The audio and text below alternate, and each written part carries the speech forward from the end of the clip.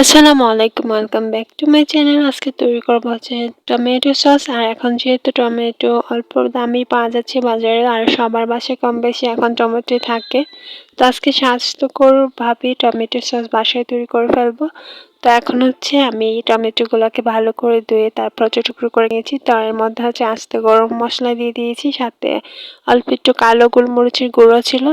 ২টা আস্ত রসুনের কোয়া এখানে দিয়ে দিয়েছি। এখন হচ্ছে এগুলোকে ঢেকে ভালো করে কিছুক্ষণ জাল করে নেব।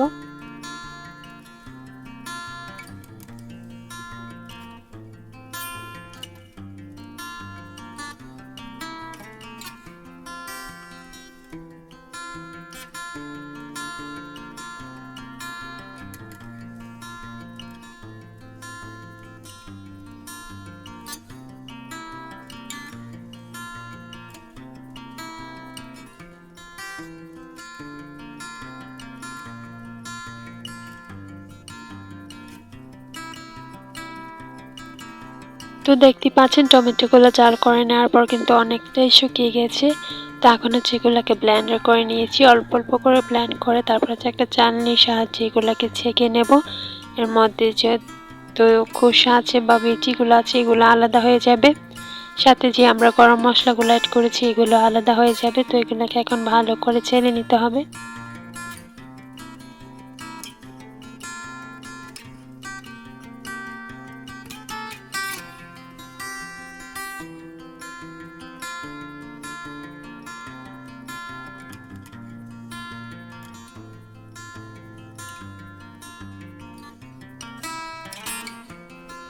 তো এখন হচ্ছে আমরা টমেটোগুলা ভালো করে চেলে নিয়েছি। তো এগুলা এখন আবার জালে বসিয়ে দিয়েছি, চুলার আঁচটা মিডিয়াম করে রেখেছি। তো এখন হচ্ছে এর মধ্যে মরিচের গুঁড়া আর লবণ দিয়ে দিয়েছি।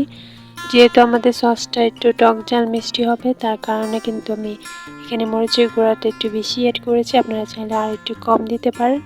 তো এখন হচ্ছে এগুলা সবগুলা দিয়ে ভালো করে মিশিয়ে নিতে হবে। আর এখানে হচ্ছে আমি একটু গরম মশলা গুঁড়া অ্যাড করেছি, আপনারা চাইলে এটা নাও দিতে পারেন।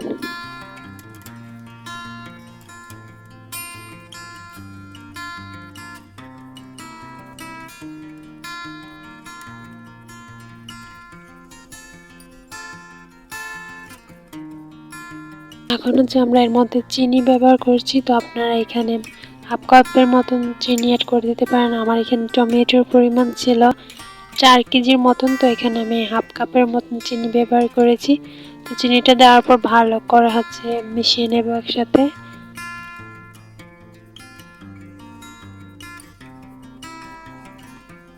তো আমাদের সসটা টক হওয়ার জন্য এখানে কিন্তু আমি একটা আস্ত লেবুর রস ব্যবহার করেছি। এটা চাইলে আপনারা ব্যবহার নাও করতে পারেন যদি টমেটোটা টক থাকে। তো আমার টমেটোটা বেশি একটা টক ছিল না, তার কারণে এখানে আমি লেবু অ্যাড করেছি, আপনারা চাইলে লেবুর পরিবর্তে তেঁতুলও ব্যবহার করতে পারেন। তো এখন হচ্ছে ভালো করে সবগুলো মিশিয়ে নেব।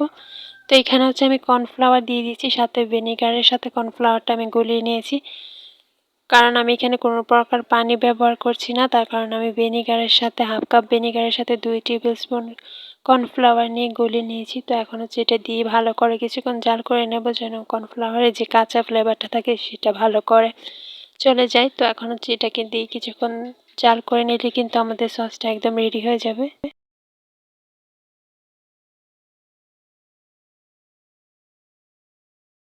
তো এই তো আমাদের টমেটো সস কিন্তু একদম রেডি হয়ে গেছে, দেখতেই পাচ্ছেন অনেক সুন্দর কালার আসছে, আর কিন্তু দেখতে একদম দোকানের সসের মতন হয়েছে, আর খেতেও কিন্তু অনেক মজাদার, খুবই স্বাস্থ্যকর। যেহেতু সামনে রমজান মাস আসতেছে, তো আমরা কিন্তু বাসার মধ্যে এভাবে টমেটো সস তৈরি করে রেখে দিতে পারি, আর এটা কিন্তু অনেক দিন পর্যন্ত সংগ্রহ করা যায়, আর খেতেও কিন্তু অনেক মজাদার।